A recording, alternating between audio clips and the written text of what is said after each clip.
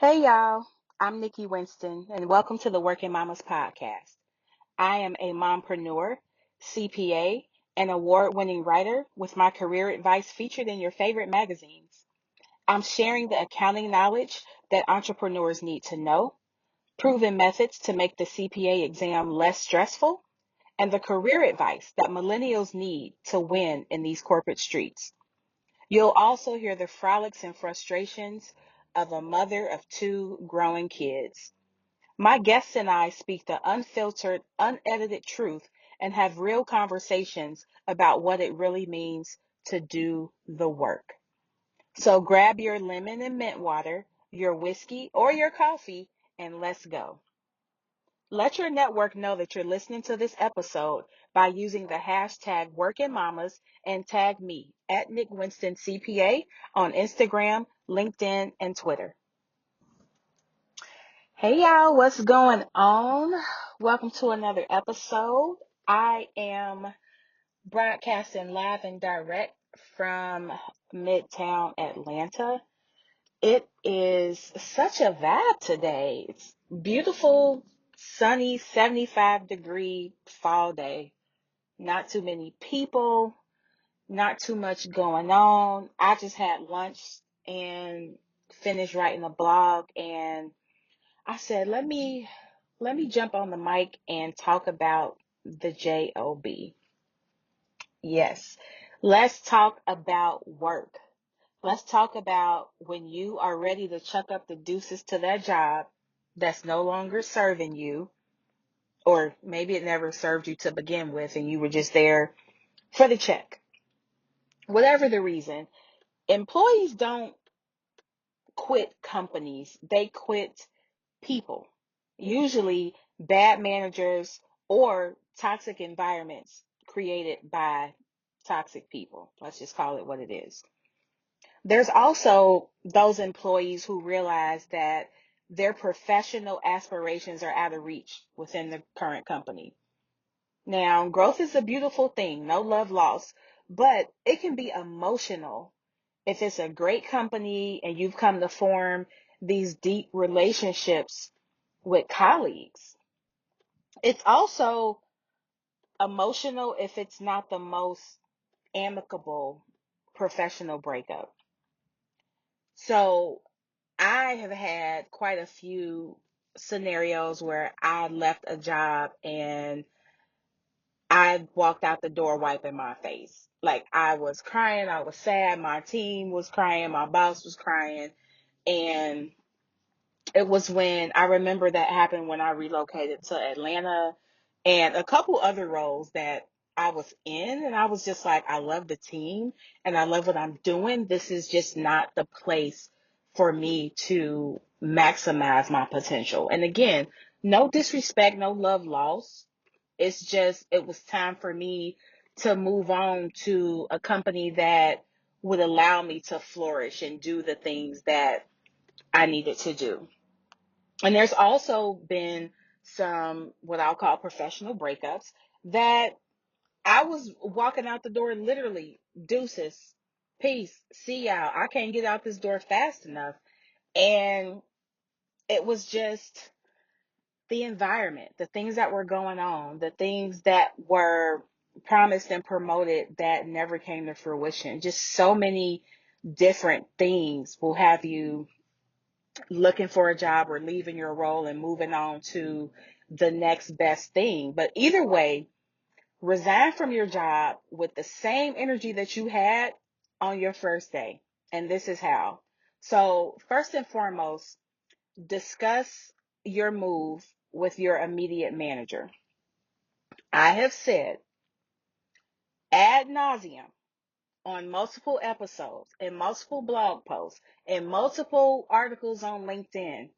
You should be having ongoing conversations with your direct manager. Discuss your workload, your career aspirations, and the other things that your manager needs to be aware of. It could be things that are going on outside of work. We spend a lot of time at work, quote unquote, at work, whether you're working from home or back at the office. And it's a good way to build a rapport by just throwing things out there and letting your boss and your colleagues know what you do and what you have going on outside of work.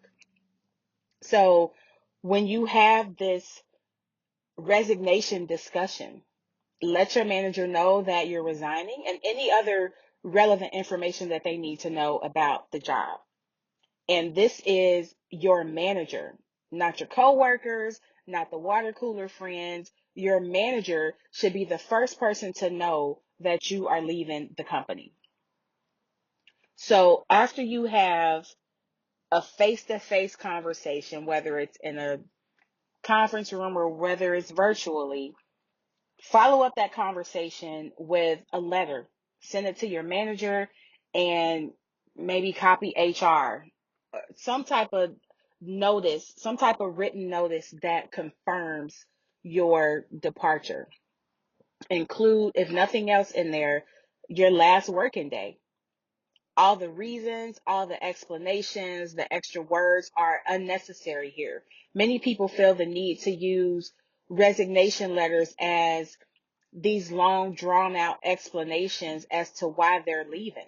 Your letter could be one or two sentences as succinct as, dear such and such, dear manager name, I'm resigning from X position with ABC company, period. My last day is September 12th, 2021, period. That's it. You don't need to give them a story. You don't need to explain why. If you want to, by all means, do that. But it's not a requirement. So don't feel obligated like you have to resign from a company, tell the company where you're going, tell them where you're leaving or why you're leaving. All these other things are not really necessary. The next thing to do, because we want to resign and we want to bow out gracefully. So the next thing to do to bow out gracefully is to clean up. Literally, schedule time with your manager and or team to discuss transition plans for your work. Any open projects that you have going on, any recurring responsibilities that you have that somebody else is going to have to pick up until your replacement is onboarded, and wrap up as much as you can. Use the last few weeks to set your successor up the right way.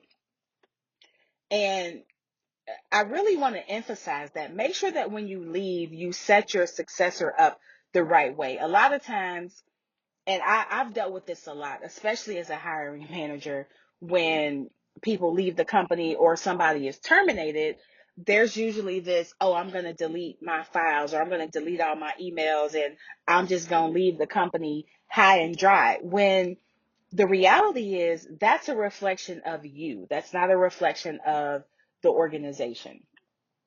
And if you've ever started a job and you can see, like, it's your first day, you walk into your desk or your cube or your office, and you can still see like the dusty remnants of your predecessor.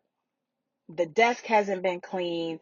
The ketchup and salt packets are still in the drawers. There's still documents with their name on it laying around. Like, if you ever walked into a first day on the job like that, I know I have, and it does not feel good. So clean up the desk, leave some notes or some guidance documents, send introductory emails that you're leaving to your stakeholders and let them know who the interim point of contact is. Hey, such and such, I know that I have to send you this revenue report every month. Well, September 12th is my last day. So Megan is going to send it to you in the interim.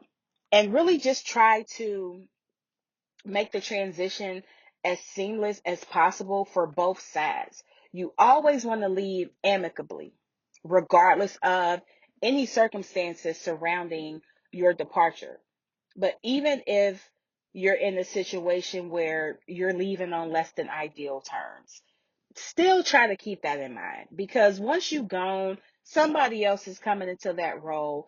whatever happened with you and the boss or the company is not that person's fault. So don't put them in a situation where they're already at a disadvantage and they have to inherit your issues, relationship issues, or whatever happened in the role. Just do your best to try and set the next person up for success, because that's what you would want somebody to do for you. The third thing you need to do to bow out gracefully from your job is just decompress. If you're going to another company, especially, enjoy some downtime. Take a trip, take a few days just as a staycation. Just enjoy some downtime to fully remove yourself from this prior environment. And if you go on a staycation, or hell, even if you go on a vacation, spend some time researching your new company and your new role. That way you can hit the ground running. Maybe you can minimize your learning curve and start fresh. Leave any concerns from your old employer in the past, because there are people, I find that you have these coworkers who become your friends, your colleagues, your happy hour buddies, your lunch buddies, or whatever. And sometimes that works while you're at the job. And then you have the seasonal colleagues where when you leave the job, you don't hear from them again. Or you might have a situation where you leave a job and you still go to lunch once a month with your old boss or your old colleagues, and you kind of keep those relationships going, which are really important. And actually, it's perfect segue into my next point, which is stay connected. Departures from jobs do not have to be adversarial. So connect with your old colleagues on LinkedIn or by any other means. If y'all had great relationships, catch up over that occasional lunch or phone call just to kind of see what's going on. Not to badmouth the company, not to talk shit about the people who still work there, but just continue to cultivate that relationship. Leaving a company doesn't mean that you have to abandon your valuable relationships. Now, I'll be the first to tell you the world is smaller than we think. And you might be the person to connect former colleagues to new opportunities and vice versa.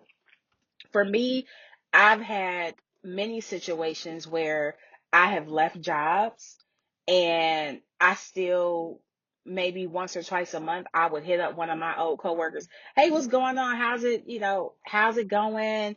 I'm going to be on that side of town. Let's go to the old Mexican restaurant we used to go to. And then you catch up with these people. It's like, hey, you look good. How's it going? How are the kids? And you might talk for a minute or two about the company and the job, but then it's like, how have you been? How are things with you? How can I help you? And I miss you and I miss our lunches, and when are we going to do it again? And it's just a great way to continue to cultivate those relationships. And usually what happens is down the road, somebody from one of my old companies will reach out, say, hey, I'm looking for new opportunities. Do you know anything?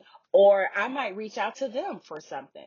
Or they might see something that I post on LinkedIn and they reshare what I've posted with their network. So it's not like you always have to talk to somebody, you always have to go to lunch. Sometimes it can be liking a post, sharing a post, leaving a comment, or just an occasional text. Happy New Year, happy birthday, congratulations on whatever you have going on. So don't don't leave a company and feel like you have to leave everything there behind, because there might be that toxic manager that you don't want to deal with, but then you have all of your colleagues, or maybe you have other, uh, I don't want to call them dotted line reports. That's such a phrase that comes from a matrix organization. But if you have maybe manager or people who are on the same level as your manager, but they weren't your manager, I'll go with dotted line managers. That sounds better. I'm definitely an alum of matrix organizations, but if you just want to maintain those relationships, there's nothing wrong with that. And that can actually be a great tool for you to continue to build your career even after you leave the company. So, how do we bow out gracefully? How do we make sure that when we leave that job, that we leave on a high note, regardless of what happened? Make sure that if we ever want to or need to come back, because I've worked for companies where people leave and then 2 or 3 years later, that same person is rehired. So you never know what could come out of those things. So let's recap. The first thing is discuss it with your manager, with your immediate manager. That should be the first person who knows that you are leaving the company. They should not find out through grapevine or office gossip.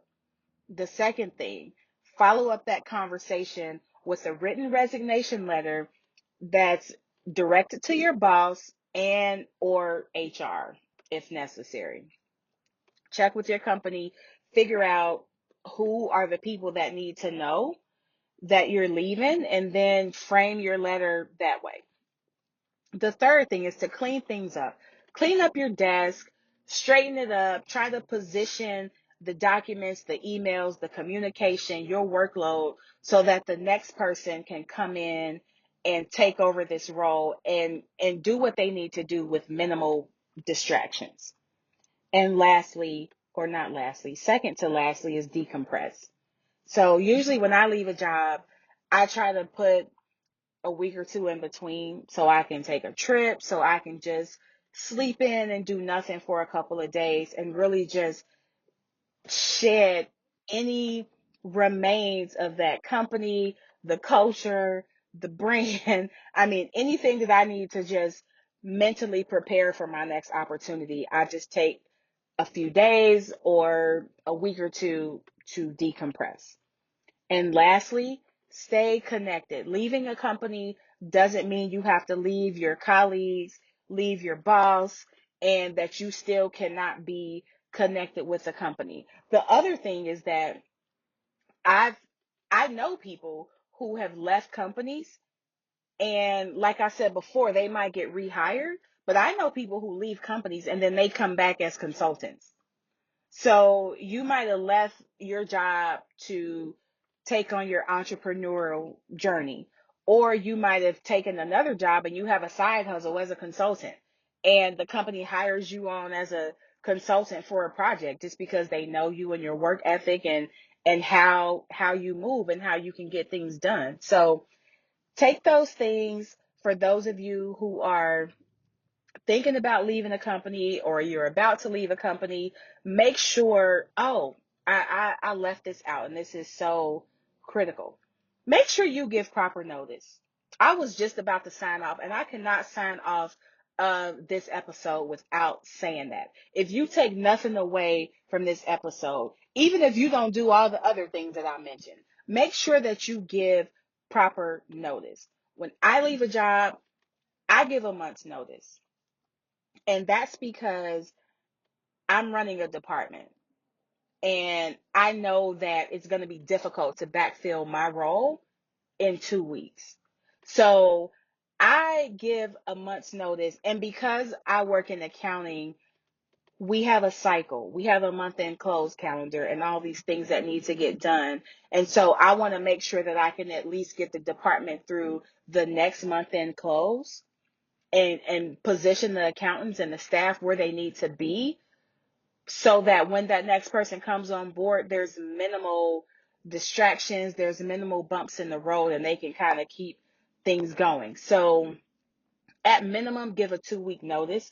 I will tell you, as a hiring manager, it's almost impossible to recruit, interview, screen and vet, and onboard a new employee in 2 weeks, unless you go the easy route and just go find a temp to find the job, find a temp to fulfill the role just until you can backfill the job 100%. But make sure you give adequate notice. A month, depending on what level you're at within the company, a month is ideal, 2 weeks minimum, And I say that just as a hiring manager, thinking about that whole process of offboarding one employee, onboarding another, there's going to be a gap in between. Now, usually the struggle is somebody's like, well, I can't give 2 weeks notice because my new job wants me to start right now. If that job, if your new job won't allow you to give the previous employer 2 weeks notice, that could be a red flag. Because think about what's going to happen when you leave that company. Do they expect you to leave without giving proper notice? Not any companies or any hiring managers that I know are okay with that. So, but that's always a negotiable thing. When you start a new company, you can negotiate start dates. A lot of them realize and respect that you're leaving another company to come and work for them. So give yourself that time that you need. Don't try to rush into another company if you're not ready just because they say we need you to start on the 15th. So make sure that you give proper notice. There are times, again, let me say this before I sign off again, there are times when people leave companies without notice. They'll just say, hey, as of today, this is my last day. That's it. I'm done. How do I feel about that? It depends on the situation, to be honest. And I know people who have left companies that way. Several years ago, I actually did that. And it was because it was the most toxic environment ever.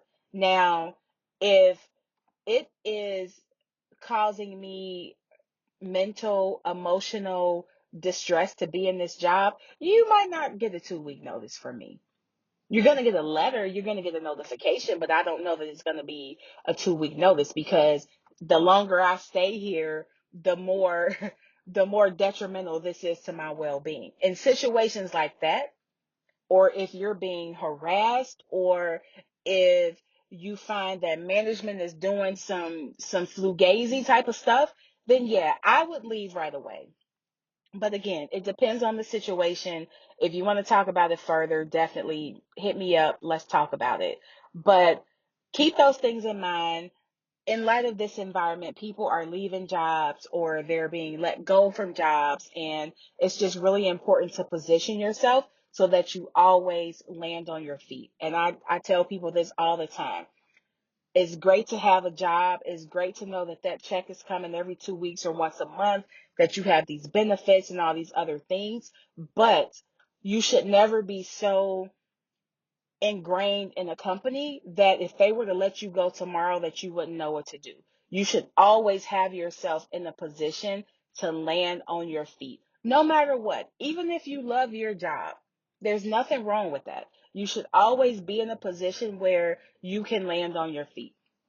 A lot of people who get laid off probably don't know that they're being laid off. And so it is really to your benefit just to make certain that you're not going to look like a fish out of water if you get a pink slip. So that's it for today. Thank y'all for listening. I hope y'all have taken some valuable tips and advice from this.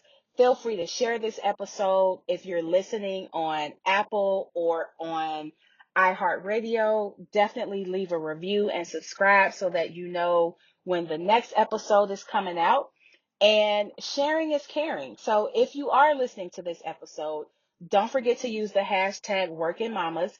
That's hashtag WERKINMOMMAS and tag me at Nick Winston CPA.